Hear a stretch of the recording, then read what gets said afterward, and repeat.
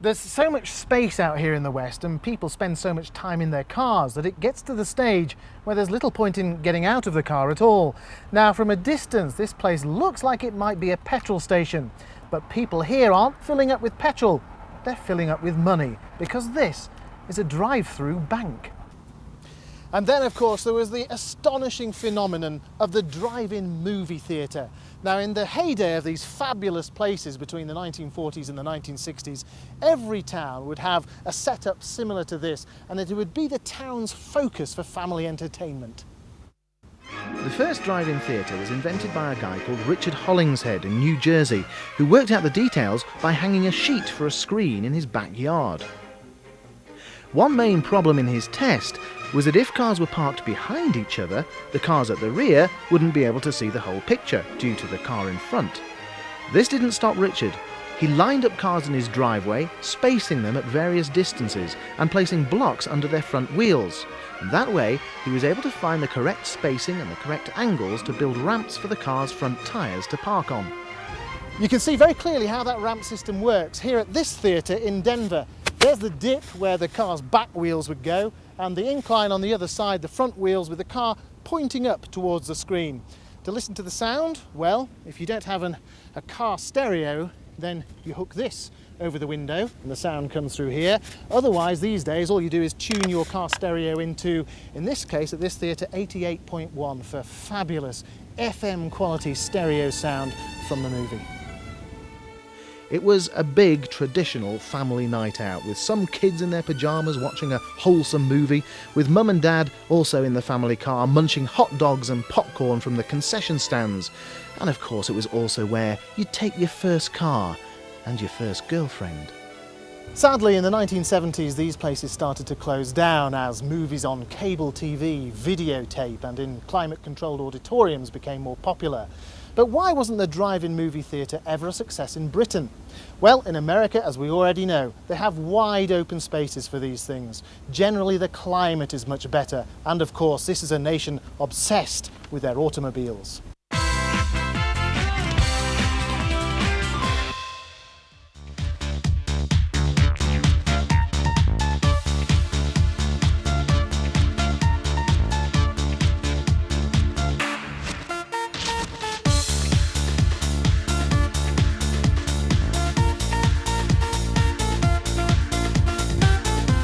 Well, you've got a lovely home, Don. Oh, thank you very much. This is lovely.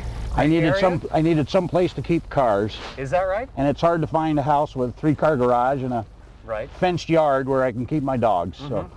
And right here, I'm sure behind those doors is your little collection here at home. This is, I don't go for big expensive cars. No? I go for cars that I just like. Hey, this looks good. Yeah. Look at that. There's that Mini you talked about. Let's have a look. Don, it's a beautiful area. You're right across the street from a high school. Did your yes, daughter go there? that's the entertainer Madonna went to high school right there. Madonna went to. Right You're there. kidding. Yep. Really? So her Right family's there. from this area? Yes, they lived just a few blocks from here, and she just built her father a new home about 1.5 miles north. You're kidding. Yeah. Wow. Yep. I wonder what car they drive. Anyway. Don't know. Let's have a look at this collection of yours here. What's first on the blocks this is a 63 TVR Grand Tura. Beautiful. And this is TVR is probably my favorite mark. They're great fun cars, tubular chassis, fiberglass body, independent suspension. This one has an MG engine with a HRG crossflow, aluminum head and two 40mm Webers. I see. And so it's quite strong. Yeah. It almost looks like MG wire wheels, actually. Well, they're actually from a 289 Cobra. Oh, right. Yeah. Okay. Now, the TVR would normally not have had this wide of a wheel and tire, and I modified Defenders. Well, what is the original story behind TVR? Tell me a little bit about its heritage. The designer's name was Trevor Wilkinson. Okay. And the T, V, and R come from the name Trevor. Oh, I see. And he started out building his own backyard car or two. People wanted ones like it, and so this is it's like it's the British Bricklin story, but without the heavy drugs. In a sense, I guess, yeah. TVR has been close to bankruptcy numerous times. Yeah. And they come back bigger and better every time. Is that right? Yeah. Now, what have you got on? This is the Frog Eye Sprite. This is under the Frog Eye. Beautiful. Let's unfurl This one that. has a period Judson supercharger. Is that right? So this is not factory then? The supercharger is not. Right.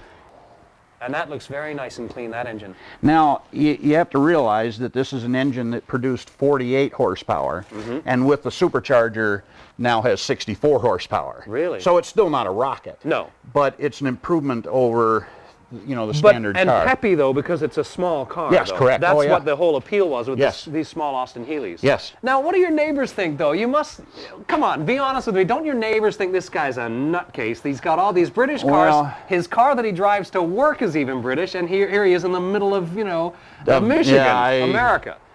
It's hard to explain, really, isn't it? Yeah, it is hard to explain. I would have thought, it's okay to have 2, maybe 3 cars, but I thought, how many are we looking at now? British cars. 1, 2, 3, 4, 5. We had 2 more at the shop. Yeah, there's a TVR in the next garage. You've got about 10 cars in your collection. Yeah, I have English. 11, yeah. 11, is it? That are English. Amazing. Yes. British cars have character that no other cars have. Did you hear that? No, that's a fact. He lives in the Detroit area where there's all this big car manufacturing done, Ford and GM, and he just told us that the British cars are the best you can get. The character is the character is there. What a great endorsement.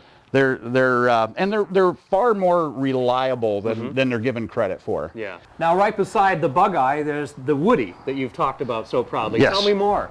It's a 61 Morris Woody.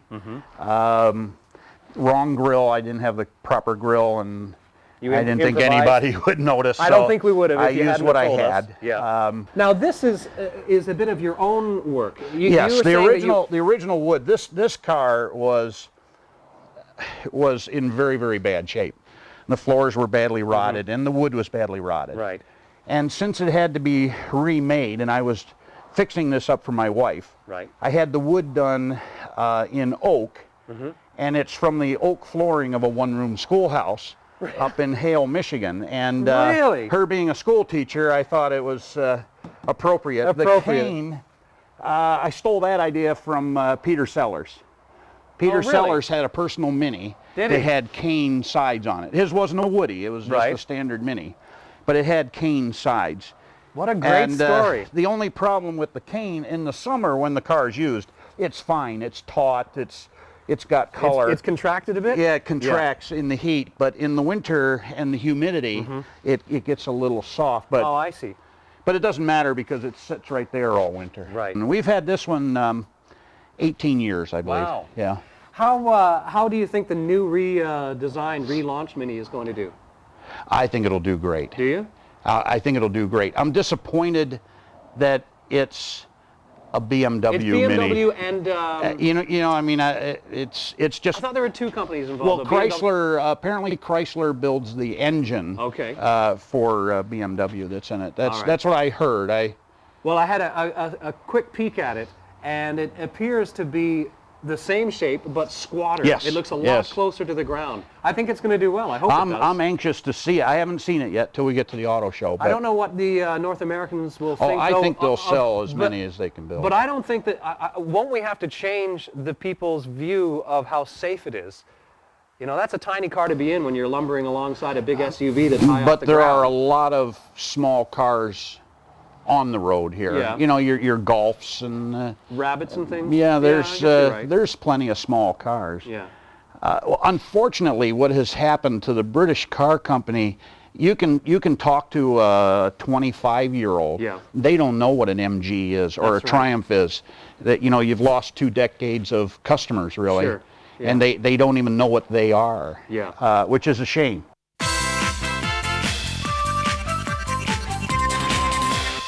So why do the Americans drive on the right? Did they all get together on the Mayflower one day and say, tell you what lads, when we reach the new colonies, let's spell some words differently, speak in a funny twang, and ride our wagons on the right, just to annoy the British?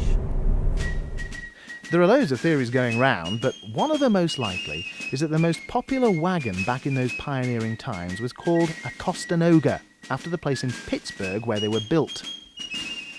Now, the design of these wagons had a kind of running board on the left-hand side, which is where the drivers had to sit, and it wasn't long before they found that it was much easier to pass driving on the right.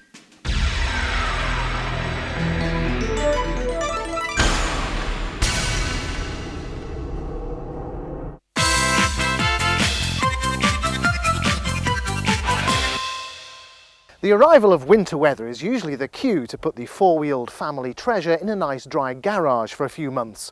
But not here in Michigan. No, no. The advent of ice and snow here is simply an excuse to go ice racing.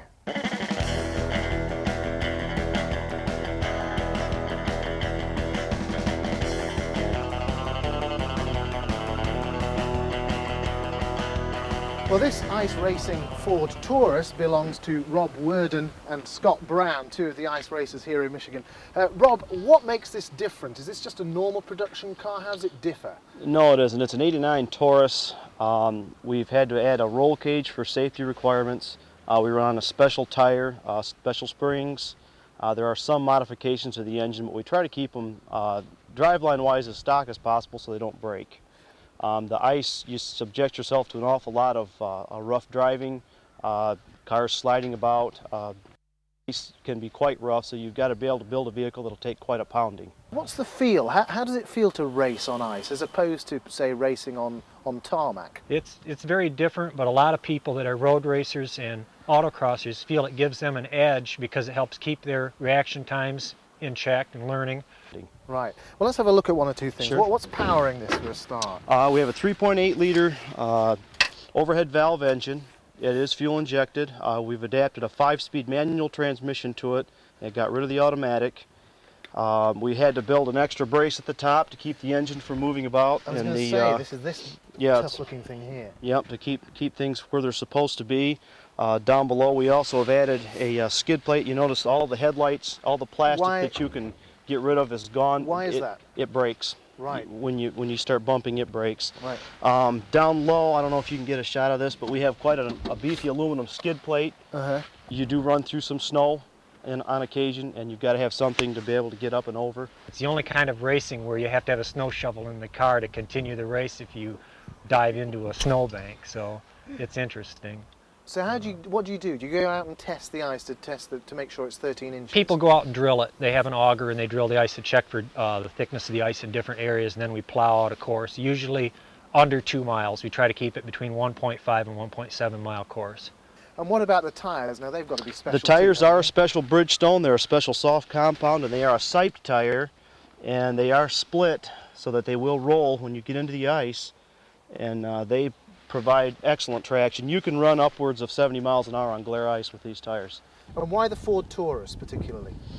Quite frankly, we were running Escorts and we needed some more power, and this particular drivetrain came up at a body shop I was visiting. The vehicle was totaled, but it ran. Scott was able to find this particular body in Detroit. It was a stolen salvage, so the interior was already stripped, which saved us a lot of work, and we just went ahead and transplanted the power plant and did the changes we wanted to do. Everyone that's interested and loves cars so much that the winter would be a real, like a prison to be locked into, to not be able to do some kind of motorsport. And we get drag racers, road racers, oval track people, autocrossers, the pylon running people. We all kind of find I guess you could say, a common interest in continuing to race something, do something in the winter. And ice racing seems to fit the bill.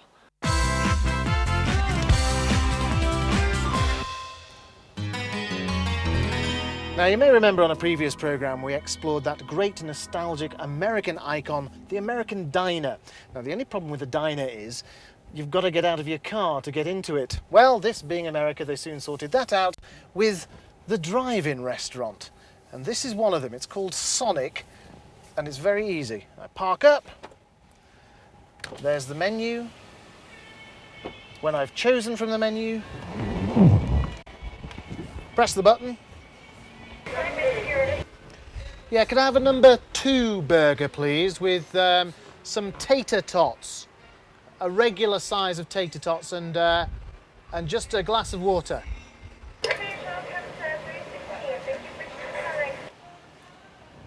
There we are, that's all I have to do. I just have to sit here now and wait, and she brings it all to me. The only difficulty is understanding what they're saying through that funny little speaker. I expect she has the same problem understanding me, though.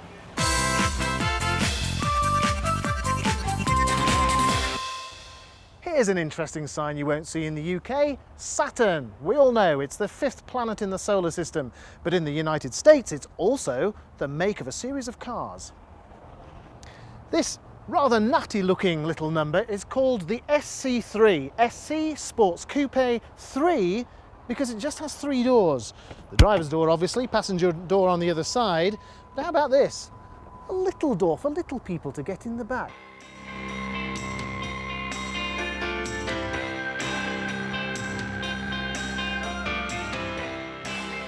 It comes with all the bits and bobs that are demanded as standard in American cars, cruise control, air conditioning of course, and this also has daytime lights, very Volvo.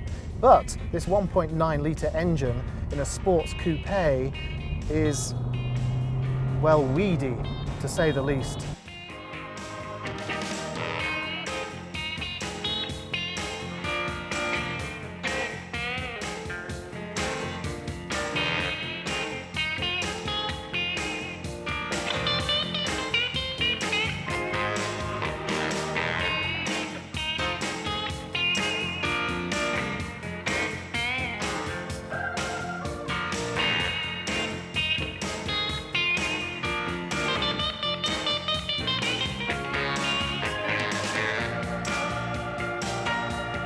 Well, this is the automatic transmission version. It has a 1.9 litre engine. It'll do about 36 miles per gallon out in the open and 27 around town, fairly moderate figures. It's aimed not at the family, it's it's cramped, well, it's what the Americans call a compact, but at the busy professional who is probably doing a lot of mileage up and down the state highways and who needs easy access in the back to throw their luggage and their briefcase and that sort of thing, and that's why that 3rd door's there. Saturn is looking to be basically more value-driven than our competitors, with a little bit larger product, more horsepower, more options, but guess what? Lower price. Then we take that haggle-hassle feature out of that equation, team that up with excellent customer service, and that's what Saturn's all about. The big thing with Saturn is the pricing concept. It's a value-priced vehicle. It's basically discounted from the factory, so it's a one-price vehicle to the consumer. And what that basically does is it eliminates the haggle, the hassle, it eliminates all the bad things about the car buying experience. And unusually, you're not afraid to show people what's underneath the surface of your cars. You have a stripped car just out there. What's the reasoning behind that, and what's that showing? Well, a couple things. Number one, we have a cutaway car here in the showroom, and we're able to show the customer the way a Saturn is constructed. And the Saturn construction is a lot different than a stamped unibody car like a Honda Accord or Toyota Camry. You know, the Japanese started the unibody concept back in the early 70s, and it was really it's a time-saving process for them, and it keeps the car very light. And those are two things that we really don't agree with as far as safety. Now, we use a double galvanized steel space frame with 3,000 robot welds, very similar to a race car type roll cage. It's extremely strong, and we have the cutaway car here in the showroom so we can demonstrate that to the customer. In other words, your front panel and the fender that's holding the motor in a Honda Accord, that's all you have is a light steel quarter panel there. That's molded to accommodate that engine cradle. In our car, we have a double A-beam and a B-beam steel beam underneath that polymer side panel that's protecting the occupants in the car. So it's an extremely strong steel space frame. Upstairs at the Saturn dealership in the staff-only areas, I learnt a bit more about how seriously American car dealers take the psychology of selling. Wall charts, flip charts and lists constantly remind sales staff of the right and wrong ways to persuade people to sign on the dotted line. The 5 steps in the short term are the introduction, asking what they need, then sell the sizzle in the presentation, a demonstration which then leads to the sale closure. And I love this phrase, mental ownership. Once the prospect owns the car mentally, they should then drive the rest of the discussions to a sale. The first thing we do after we deliver a vehicle, or actually during the delivery, we have a send-off out here in the delivery bay where we present the keys to the customer. We get the whole team member, all the people here in the facility, to give them a little bit of a cheer, which we call an I say, and that started back in '91 in the Saturn factory. Where if somebody did something extraordinary in the factory, they thought of a great idea or a time-saving thing, they gave them a little cheer. And it goes, they say, I say, I say, I say, Saturn. And what we did is we carried that concept here into the facility, and we say to the customer, you know, if it's a husband and wife or whatever, I say, I say, I say, John and Mary. It sounds more like a religion, actually. Yeah, it's, you know, it's like a cult, or, you know, hey, it's a club or whatever. But the whole bottom line with it is that we really do care about our customers, and we treat them the way we want to be treated. We treat them like part of the family.